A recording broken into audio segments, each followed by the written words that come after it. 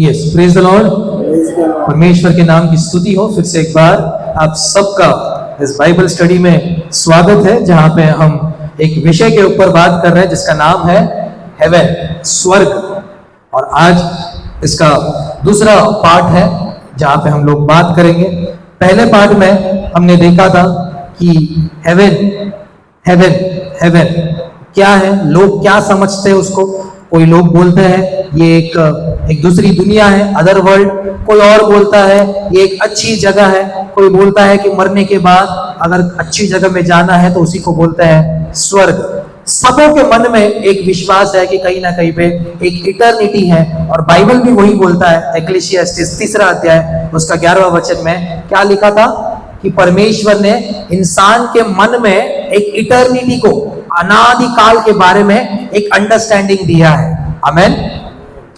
तो हमने देखा कि क्यों इसके बारे में पढ़ना है, क्यों इसके बारे में पढ़ना है। उस लास्ट सेशन में हमने 2 सवालों के जवाब देखे थे कि क्यों इसके बारे में पढ़ना है। रीजंस क्या थे रीजंस? क्योंकि बाइबल हमको बोलता है, बाइबल कमांड, उसका क्या रेफरेंस हमने देखा था? बाइबल कमांड्स, कोलोसियंस 3 अध्याय उसका पहला 2 कि नीचे मत देखो, ऊपर देखो। ऊपर कौन है? मेरा प्रभु यीशु मसीह, जो परमेश्वर के दाहिने हाथ में बैठा हुआ है। अगर तुम मसीह के साथ जी उठे हो तो ऊपर की बातों के ऊपर ज्यादा ध्यान दो, ना ही नीचे की बातों के ऊपर। और दूसरा हमने क्या बोला था?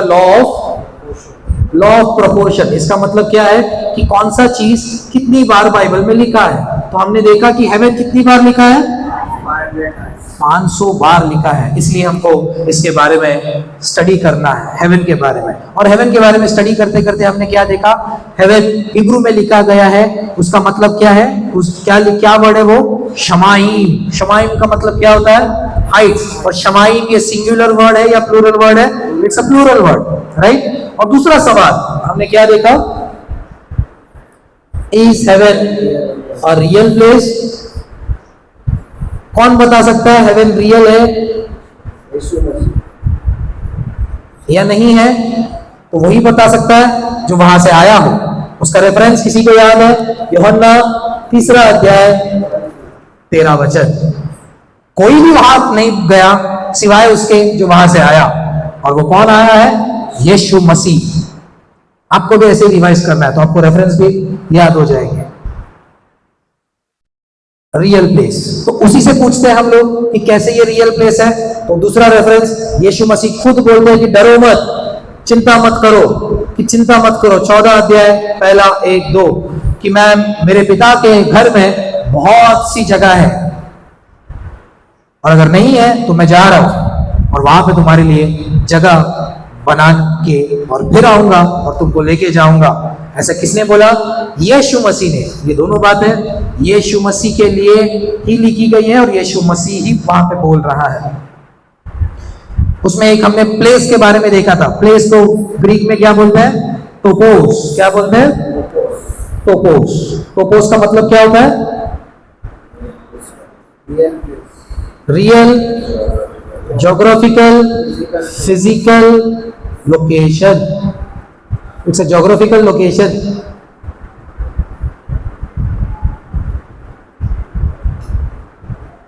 ये एग्जिस्ट करता है टोपोस।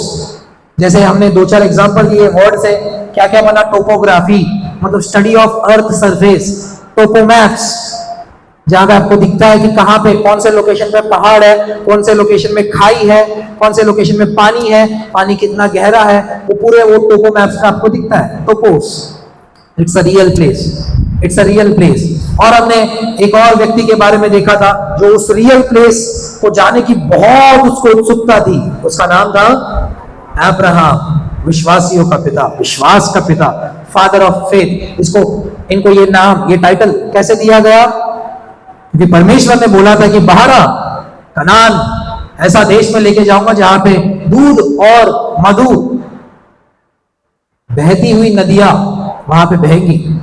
वहां पे गया लेकिन वहां पे उसने अपना परमानेंट ठिकाना बनाया क्या? नहीं। उसके बेटे ने बनाया क्या? नहीं। उसके बेटे के बेटे ने बनाया क्या? नहीं। सब कैसे रहते थे? टेंट्स में रहते थे, क्योंकि उनका विश्वास अलग ही लेवल पे था। वो नए नियम में जीते थे।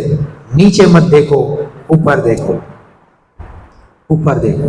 ऐसा स्थान, ऐसे टोपोस में जाना है जहां पे नींव, फाउंडेशन डालने वाला भी परमेश्वर हो और वहां का कर्ता, मेकर भी परमेश्वर हो। आमीन। तो ये सारे सवालों के जवाब हमने लास्ट सेशन में लिए थे। आज हम लोग इस सेशन में तीसरा सवाल, कितने हेवन है?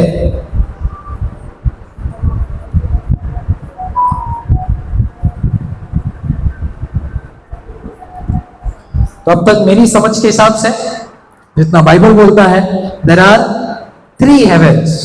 कितने हेवन है?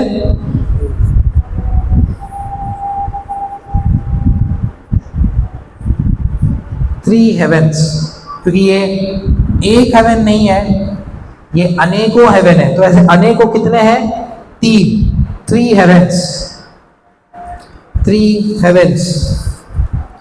There are total 3 heavens. 3 heavens. तो कौन से हैं, कहां पे है, उनके बारे में बात करेंगे। तो फर्स्ट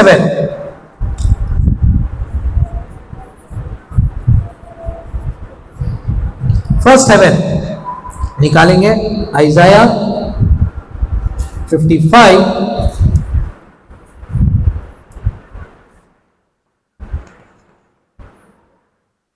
उसका 9वां वचन।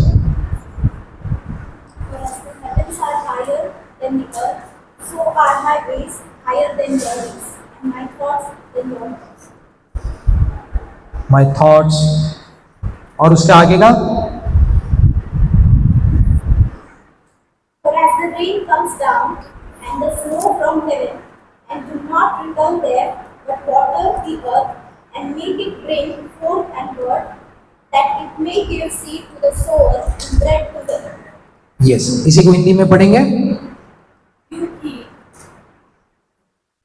क्योंकि मेरी और तुम्हारी गति में और मेरे और तुम्हारे सोच विचारों में आकाश और पृथ्वी का अंतर है। आकाश और पृथ्वी का अंतर है। आगे, जिस प्रकार से वर्षा और हिम आकाश से गिरता है। आकाश मतलब यहाँ पे इंग्लिश में लिखा गया है रेन्स फ्रॉम हेवन। तो बारिश कहां से होता है? हेवन से। तो ये फर्स्ट हेवन हो गया। फर्स्ट हेवन मतलब इसको बोला गया है एटमॉस्फेरिक हेवन।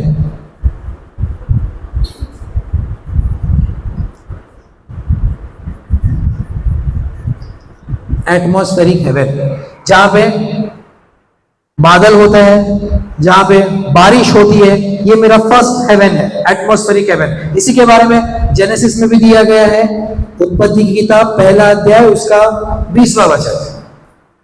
उत्पत्ति पहला अध्याय उसका 20वां वचन, जेनेसिस फर्स्ट चैप्टर 20।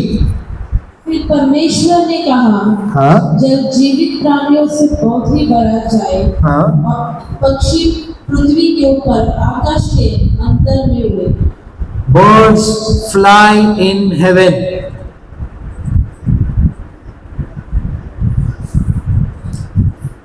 तो ये सब कुछ आता है फर्स्ट हेवन में। फर्स्ट हेवन मतलब एटमॉस्फेरिक हेवन। इस अर्थ से लेके जो आप लोग देख रहे हो ना, ये पूरा हवा आकाश तक, जहां से बारिश होती है, पंछियां, पक्षी, बर्ड्स उड़ते हैं, तो ये पूरा हमारा फर्स्ट हेवन हो गया, जो हमको विजिबल है, जो हमको दिखता है, ये फर्स्ट हेवन। सेकेंड हेवन की बात करते हैं।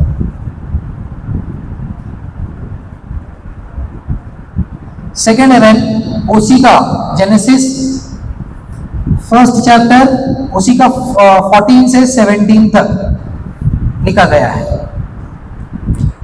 फिर परमेश्वर ने कहा, दिन को रात से अलग करने के लिए आकाश के अंतर में ज्योतियां हो, और वे चिन्हों और नियत समयों और दिनों और वर्षाओं के कारण हो।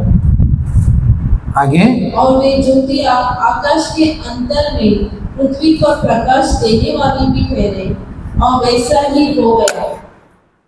तब परमेश्वर ने 2 बड़ी ज्योतियां बनाई। उनमें से बड़ी ज्योति को दिन पर प्रभुता करने के लिए और छोटी ज्योति को रात पर प्रभुता करने के लिए बनाया, और तारंगण को भी बनाया। परमेश्वर ने उनको आकाश के अंतर में इसलिए रखा कि वे उन्होंने आकाश के अंतर में इसलिए रखा, मतलब हेवेंस के फर्मामेंट में रखा। क्या क्या रखा? सन, मून, स्टार्स। तो ये सब कुछ जो ऊपर और ऊपर दिखता है, बारिश तो सिर्फ एक लेवल से नीचे आता है, उसके ऊपर भी क्या है? मेरा सन, मून, स्टार्स, गैलेक्सीज। तो ये सब कुछ आ गया stellar heaven. Stellar heaven, stellar heaven, ये सेकंड हेवन हो गया मेरा। सेकंड हेवन स्टेलर हेवन बोलते हैं इसे। अब थर्ड हेवन की बात करें।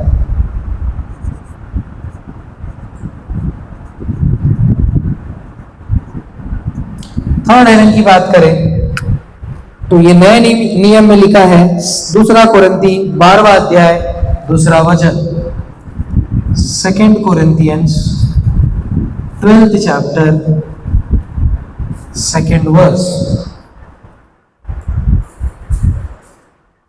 मैं मसीह में एक मनुष्य को जानता हूँ, 14 वर्ष हुए कि ना जाने देर सही ना जाने देर रही, परमेश्वर जानता है, ऐसा मनुष्य तीसरे स्वर्ग तक उठा लिया गया। ये देखिए यहाँ पे क्लियर कट पौलुस बोल रहा है, तीसरे स्वर्ग तक उठा लिया गया। फर्स्ट हेवन नहीं, जहां पे बारिश होती है, बर्ड्स फ्लाई करते हैं। सेकेंड हेवन भी नहीं, जहां पे सन, मून, स्टार्स दिखते हैं। उसके भी ऊपर एक मनुष्य को मैं जानता हूं, देह सहित या देह रहित, I don't know, with body or without body, I don't know, but I know a man who went to third heaven। ये नाम भी दे रहा है, तीसरा हेवन है करके। तो थर्ड हेवन उठा लिया गया। आगे,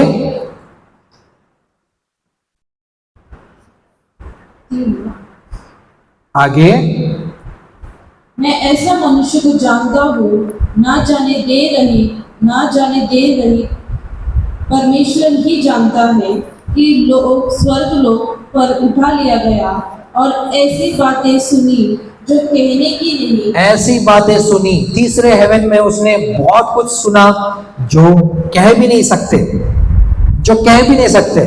थर्ड हेवन। अब फर्स्ट हेवन को हमको पता है कि फर्स्ट हेवन में क्या क्या रहता है, बारिश होती है, पंछियां उड़ते हैं, है ना। सेकेंड हेवन में भी काफी हद तक हमने रिसर्च किया है, हमारा साइंस भी यहाँ तक पहुंच चुका है, जहाँ पे सन, मून, स्टार्स, है ना, कॉन्स्टलेशंस, स्टेलर हेवन इसको बोला जाता है, यूनिवर्स को। अब थर्ड हेवन की बात करते हैं, जहां पे पौलुस खुद बोल रहा है कि वहां की बातें बताने के लिए भी हिचकिचा रहा हूं मैं, नहीं बताया जा सकता, ऐसी बातें वहां पे थर्ड हेवन। तो थर्ड हेवन में एग्जैक्टली क्या हो रहा है? तो थर्ड हेवन इसी को जो हमारा पार्ट है हेवेंस का द लास्ट स्टेज, जहां पे स्वयं पिता खुद रहते हैं। Father in heaven, father in heaven, father in haven.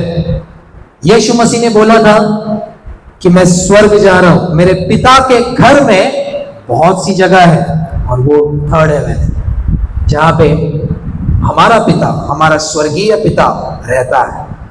स्वर्गीय पिता, स्वर्गीय पिता। उसको बार बार इंट्रोड्यूस किसने किया? परमेश्वर को पिता करके टाइटल किसने दिया? रिलेशनशिप किसने जोड़ा? यीशु मसीह। यीशु मसीह वहां से आए थे, इसलिए वहां की बातें बोल रहे थे, और जितनी भी बार हेवन के बारे में बात करना हो तो सिर्फ इनके बारे में बोल रहे थे। देखते हैं ना, लाइन से देखेंगे, एक एक चीज करके देखेंगे, निकालेंगे। सबसे पहले मत्ती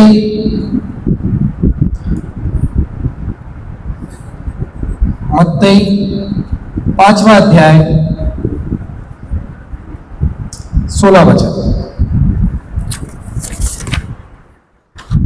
उसी प्रकार तुम्हारा उजियारा मनुष्य के सामने चमके कि वे तुम्हारे भले कामों को देखकर तुम्हारे पिता की जो स्वर्ग में है, तुम्हारे पिता की जो स्वर्ग में है, हेवनली फादर, हमारा पिता कहां पर है?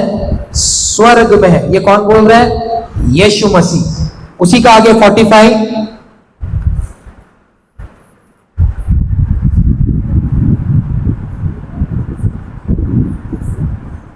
that you may be sons of your Father in heaven. That you may be sons of your Father.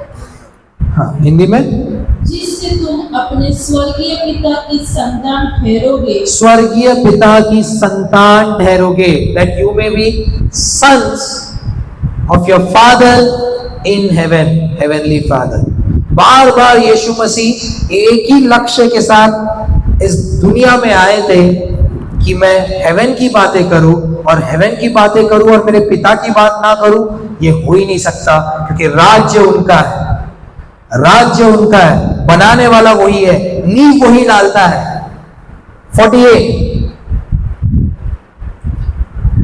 इसीलिए चाहिए कि तुम सिद्ध मन बनो, जैसा तुम्हारा स्वर्गीय पिता, जैसे तुम्हारा स्वर्गीय पिता है, तुम भी सिद्ध रहो जैसे तुम्हारा स्वर्गीय पिता भी परफेक्ट है। नेक्स्ट चैप्टर, मैथ्यू 6, उसका पहला। सावधान रहो, तुम मनुष्य को दिखाने के लिए अपने धर्म के काम ना करो, नहीं तो अपने स्वर्गीय पिता से कुछ भी फल ना पाओ। अपने स्वर्गीय पिता से कुछ भी फल ना पाओगे। उसका 14, इसलिए यदि तुम मनुष्य के अपराध क्षमा करोगे तो तुम्हारा स्वर्गीय पिता भी तुम्हें क्षमा करेगा। तुम मनुष्य के अपराध क्षमा करोगे तो कौन क्षमा करेगा? इस दुनिया में कोई करे ना करे, थर्ड हेवन में कोई बैठा है, और वो कौन है? स्वर्गीय पिता, स्वर्गीय पिता। 32, 26 पढ़ा ना अभी? 32, 26 पढ़िए। आकाश के पक्षियों को देखो, वे न बोते हैं और न काटते हैं और न खेतों में बटोरते हैं, तो भी तुम्हारा स्वर्गीय पिता उनको खिलाता है। कौन खिलाता है आकाश के पक्षियों को? फर्स्ट हेवन वालों को खिलाने वाला कौन है? थर्ड हेवन वाला पिता। फर्स्ट हेवन वालों को खिलाने वाला कौन है? थर्ड हेवन वाला पिता। फर्स्ट हेवन वाले को खिलाने वाला कौन है? थर्ड हेवन वाला पिता। 32, क्योंकि अन्य जाति इन सब वस्तुओं की खोज में रहते हैं, और तुम्हारा स्वर्गीय पिता जानता है कि तुम्हें ये सब वस्तुएं चाहिए। तुम्हारा स्वर्गीय पिता जानता है। यहां पे क्या हो रहा है? थर्ड हेवन में बैठ के वो स्वर्गीय पिता जानता है कि आपको क्या चाहिए। थर्ड हेवन में बैठ के ये सब कुछ पार करके एक दुनिया है। It's a real place, real place, real place, जहां पे मेरा स्वर्गीय पिता बैठा है, और वो जानता है, वो सब पार करके एक छोटे से अर्थ के ऊपर जानता है कि आपकी जरूरतें क्या है, वो जानता है। 7 का 21,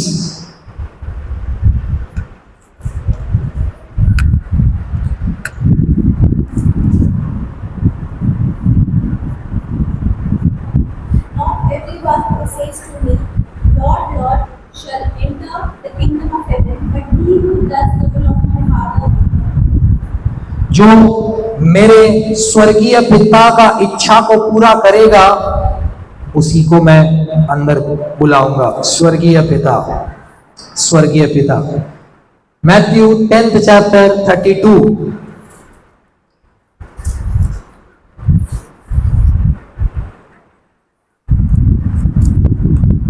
जो कोई मनुष्य के सामने मुझे मान लेगा, उसे भी मैं अपने स्वर्गीय पिता के सामने मान लूंगा। जो मुझे इस धरती पे जो मुझे मान लेगा, उसे मेरा स्वर्गीय पिता वहां पे मान लेगा।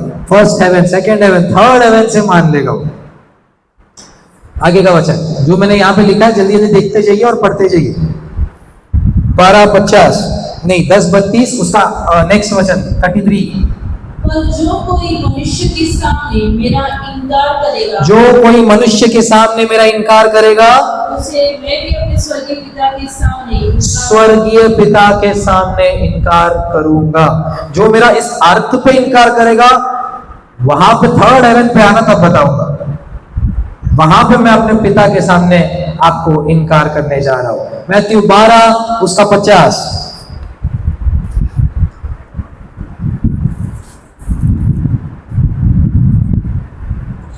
क्योंकि जो कोई मेरे स्वर्गीय पिता की इच्छा पर चले, वही मेरा भाई और बहन और माता है। जो कोई मेरे हेवनली फादर की इच्छा के अनुसार चले, वो उसी के साथ मेरा रिलेशन है, वही मेरा भाई, वही मेरी बहन, और उसी को मैं अलाउ करूंगा, बाकी किसी को नहीं। किसकी इच्छा? स्वर्ग में जो बैठा मेरा पिता है उसकी इच्छा। मत्ती 15 उसका 13।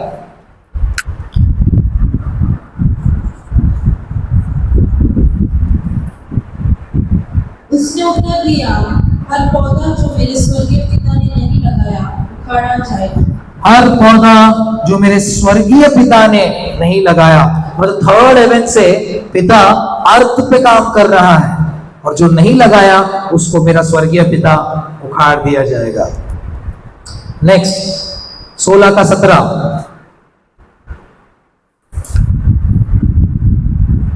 यीशु ने उसको उत्तर दिया कि हे शमौन योना के पुत्र, तू धन्य है, क्योंकि मांस और लहू ने नहीं, परंतु मेरे पिता ने जो स्वर्ग में है यह बात तुझ पर प्रकट की है। पीटर के मन में वो बात किसने डाला? जो थर्ड हेवन में बैठा है, स्वर्गीय पिता।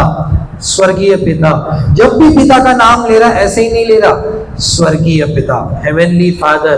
तो क्लियर कट है, थर्ड हेवन में the one and only one existing is the heavenly father, the heavenly father, the heavenly father। उसका नेक्स्ट अध्याय 16 का 17 पढ़ा, भी आगे का पढ़ेंगे 18 का 14।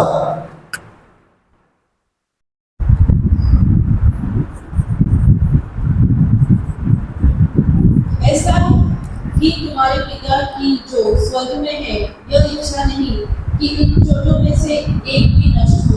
ये छोटों में से एक भी नष्ट हो, ऐसे स्वर्गीय पिता की इच्छा नहीं।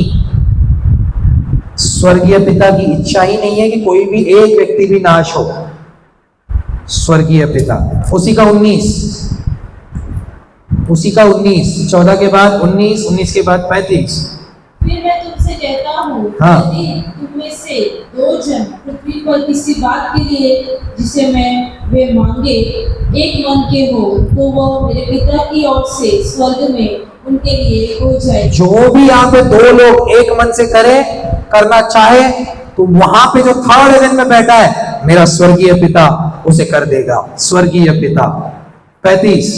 इसी प्रकार यदि तुम में से हर एक अपने भाई को मन से क्षमा ना करेगा, तो मेरे पिता जो स्वर्ग में है तुमसे भी वैसा ही करेगा। जो अगर आप यहाँ पे क्षमा नहीं करोगे, तो इस दुनिया की बात तो छोड़ो, first heaven, second heaven, third heaven पे जा रहे हैं। ये केस सीधा केस थर्ड हेवन पे जा रहा है, और वहां पे बोल रहा है कि मेरा जो स्वर्गीय पिता है वो भी क्षमा नहीं करेगा। 23 का 9, मत्ती 23 उसका 9। और पृथ्वी पर किसी को अपना पिता ना कहना। पृथ्वी पर किसी को अपना पिता बोलना ही मत। पृथ्वी पर किसी को भी अपना पिता बोलना ही मत, क्योंकि तुम्हारा एक ही पिता है, एक ही पिता है जो स्वर्ग में है। जो स्वर्ग में है। अब घर जाके नाम से मत पुकारना। तुम्हारा एक ही पिता है जो स्वर्ग में है, उसको छोड़ कोई भी आपका पिता नहीं है, कोई भी आपका डैडी नहीं है, कोई भी आपका अब्बा नहीं है। ये प्रभु यीशु मसीह बता रहे हैं। देखिए ना, कितने सारे वचन में वो सिर्फ यही बताने आए कि स्वर्ग में मेरा पिता है, स्वर्ग है और मेरा पिता है। इतना सब कुछ वचन उन्होंने दिया। पूरा मत्ती जब जब हेवन की बात करते हैं तो बोलते हैं स्वर्गीय पिता, स्वर्गीय पिता, स्वर्गीय पिता, स्वर्गीय पिता। जो भी यहाँ पे करोगे स्वर्गीय पिता तक ये बात पहुंचेगी। जो भी यहाँ पे करोगे स्वर्गीय पिता, द थर्ड हेवन में कोई होता है तो वो है सिर्फ मेरा स्वर्गीय पिता। The everlasting father, the father forever, the पिता, वो पिता। इतनी बार हमने सुना स्वर्गीय पिता, स्वर्गीय पिता, स्वर्गीय पिता। तो इनसे मिलने की इच्छा हमारे जहन में परमेश्वर डालता है कि ये पिता कैसा होगा, इस तक पहुंचे कैसे, इस तक पहुंचे कैसे। नेक्स्ट सवाल, ये थर्ड हेवन के बारे में तो हमने जान लिया, और हमने ये भी जान लिया कि थर्ड हेवन में रहता कौन है, मेरा स्वर्गीय पिता। क्लियर कट प्रभु बता रहा है कि थर्ड हेवन में कौन रहता है, स्वर्गीय पिता। तो नेक्स्ट सवाल, how to reach unto the father who is in heaven. How to reach,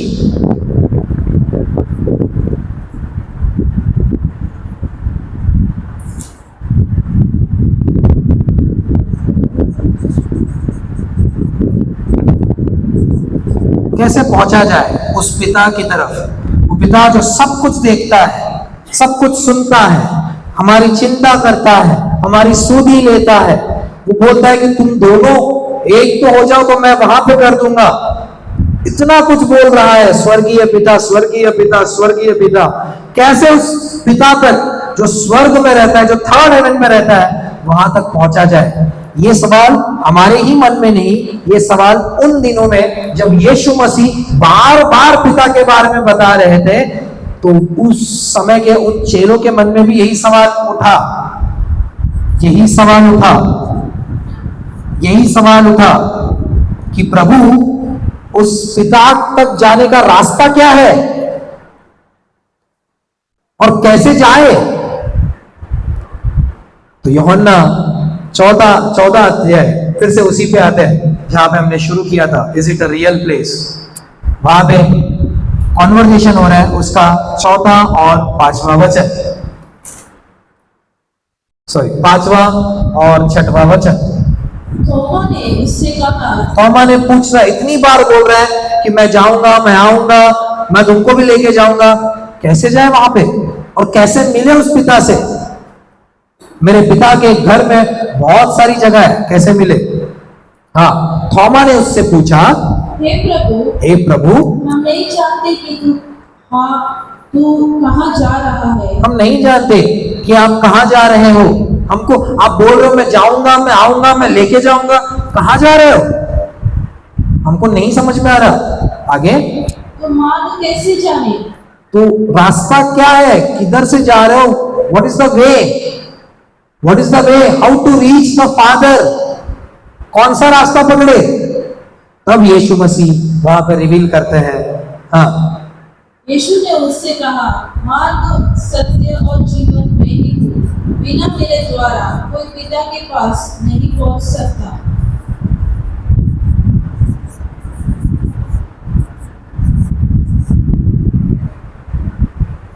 ये थर्ड हेवन तक पहुंचने की बहुत कोशिश हो रही है। फर्स्ट हेवन तक पहुंच गए, सेकेंड हेवन तक पहुंच गए, थर्ड हेवन तक पहुंचने की बहुत कोशिश हो रही है, लेकिन यीशु मसीह ने कंक्लूजन दे दिया, मार्ग मैं ही हूं, मैं ही हूं, जीसस इज द ओनली वे। मेरे पिता तक पहुंचना है तो मेरे जरिए ही जाना पड़ेगा। बहुत से रास्ते अलग अलग लोग ढूंढ रहे कि कैसे पहुंचे उस परमात्मा की तरफ जो परम में बैठा है, जो परलोक में बैठा है, जो साधन कर रहा है, जो सिंहासन पर बैठा है, कैसे उस तक पहुंचे, रास्ता क्या है। तो ये चेलों ने भी आत्मिक बातें पूछी, क्या रास्ता है। यीशु मसीह अपने सीक्रेट चेलों को ये रिवील कर रहा है कि मैं ही मार्ग हूं, मैं ही सत्य हूं, बाकी सब जो बोलेंगे वो झूठ है। मैं ही जीवन हूं, मैं ही जीवन हूं, मैं ही रास्ता हूं। मुझे छोड़ कोई भी तुमको पिता तक नहीं लेके जा सकता। I am the only way, no one can go directly to father except through me. Third heaven तक भूल ही जाओ आप लोग, अगर मुझे स्किप कर रहे हो तो। मुझे स्किप करके अगर जाने की कोशिश करो तो गलत रास्ते में जाओगे, गलत संगति में फंसोगे और आप भटक जाओगे। ये सेकेंड हेवन में बहुत कुछ होता है, इसके बारे में आगे बात करेंगे। रास्ता खोद हो गया, बीच में बहुत कुछ है, बीच में बहुत कुछ है, रास्ता खोद हो गया। I am the only way, no one come to my father except through me. अगर किसी को इस पिता से जो आपकी इतनी चिंता करता है, इतनी चिंता करता है, इतना मोहब्बत करता है कि अपने एक लौते बेटे को भेज दिया कि जा धरती पे, इनको समझा कैसे मेरे तक आना है, तू लाएगा तो ही मैं एक्सेप्ट करूंगा। तो यही बोलने के लिए यीशु मसीह आए, I am the only way, no one can come to my father except through me. मुझे छोड़ कोई मेरे पिता से नहीं मिला सकता। मुझे थामे रहो तो आपको आज ही मैं दिखा दूंगा, आज ही मैं दिखा दूंगा। क्या अद्भुत बात है। आज इन तक पहुंचने के लिए, परमेश्वर तक पहुंचने के लिए, ब्रह्मा तक पहुंचने के लिए, सृष्टिकर्ता तक पहुंचने के लिए कई सारे रास्ते बनाए गए हैं, लेकिन वो कोई रास्ता इन तक नहीं पहुंच पाएगा। यीशु मसीह बोल रहे हैं, मैं ही वही मार्ग हूं, मुझे छोड़ कोई भी मेरे पिता तक नहीं पहुंच सकता। तो यही सुसमाचार को हमको लोगों तक पहुंचाना है। स्वर्ग का रास्ता अगर वहां जाना है, how to reach unto the Father who is in heaven, so Jesus is the only way, Jesus is the only way। हमको सीखना है, तो सवाल पे सवाल हम लोग सीखते जाएंगे। बेसिक लेवल से इंटरमीडिएट से एक्सपर्ट लेवल में हम लोग जाएंगे। तो प्रभु सिखाएगा, पवित्र आत्मा सिखाएगा, क्योंकि हमने इस रास्ते को अपनाया है। यही रास्ता है जो इसकी भेद को और खोल देगा और रिवील करेगा, ये पिता के बारे में और उसकी महिमा को प्रकट करते हुए हमको समझाएगा। हमें आइए हम सब प्रार्थना करें। हमारे पिता परमेश्वर, जो तो स्वर्ग में है राजा, तेरी इच्छा पूरी हो जैसे वहां पे होती है राजा। तेरा राज्य आए राजा, तेरी महिमा का प्रदर्शन राजा इस धरती पे होने पाए राजा। तेरी सामर्थ, तेरी महिमा, तेरा पराक्रम सिर्फ आपका है राजा। आप प्रभु जी महिमा से भरे हुए हो राजा, उस तेजो में रोशनी से भरे हो प्रभु जी। वो रोशनी इस धरती तक चमकाने के लिए आपने अपने बेटे को भेजा राजा। आपके नाम को धन्यवाद करते राजा। आपके बेटे के जरिए प्रभु जी एक मार्ग को आपने तैयार किया राजा, जो स्वयं प्रभु यीशु मसीह है। उनका हाथ पकड़ते ही राजा हम आप तक पहुंच सकते हैं राजा। उस सुंदर से नाम को देने के लिए धन्यवाद प्रभु जी। उस सुंदर से कामों को राजा आपने अपने बेटे के जरिए किया, इसलिए धन्यवाद करते राजा। और हम सबों को राजा आपके स्वर्ग राज्य में शामिल किया, इसलिए आपके नाम को धन्यवाद करते प्रभु।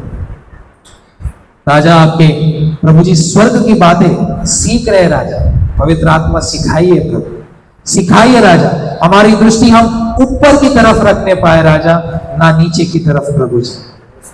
प्रभु जी जो हमारे विश्वास के पिता ने दिखाया है राजा, यहाँ पे चाहे कितना भी कुछ क्यों ना मिले, लेकिन हम यहाँ के नहीं, हम वहां के हैं, जिसका नींव स्वयं पिता आप ही है राजा, जिसका कर्ता स्वयं प्रभु जी आप ही है प्रभु। आपके नाम को ही धन्यवाद देते हुए प्रभु, आपको ही महिमा देते हुए राजा, और इन बातों को, इन भेदों को समझने के लिए प्रभु जी आप प्रभु जी हमारे ज्ञान बुद्धि समझ को प्रभु जी आप खोल दीजिए राजा। सहायता मदद कीजिए राजा, सहायता मदद कीजिए राजा। जितने भी लोग आने वाले दिनों में इस वीडियो को देखेंगे राजा, वो ग्रहण करने पाए राजा कि पिता तक पहुंचना है तो एकमात्र रास्ता प्रभु यीशु मसीह है। प्रभु यीशु मसीह, प्रभु यीशु मसीह, उनके सिवा हम आप तक नहीं पहुंच पाए राजा। ये सत्य वचन को, ये जीवन में वचन को राजा लोगों तक पहुंचाने के लिए सहायता मदद कीजिए राजा। ब्लेस करते हैं, यीशुआ के लहू से इस सेशन को कवर करते हैं राजा। आदर महिमा गौरव आपको देते हुए प्रभु ये छोटी सी प्रार्थना मेरे उद्धार करता शीघ्र आने वाला नाज़री यीशु मसीह के नाम से मांगते हैं अब्बा, आमीन आमीन। प्रभु यीशु मसीह का अनुग्रह, परमेश्वर का प्रेम, पवित्र आत्मा की संगति, सहभागिता जुड़े हुए सबों के साथ सदा बनी रहे। आमीन आमीन आमीन।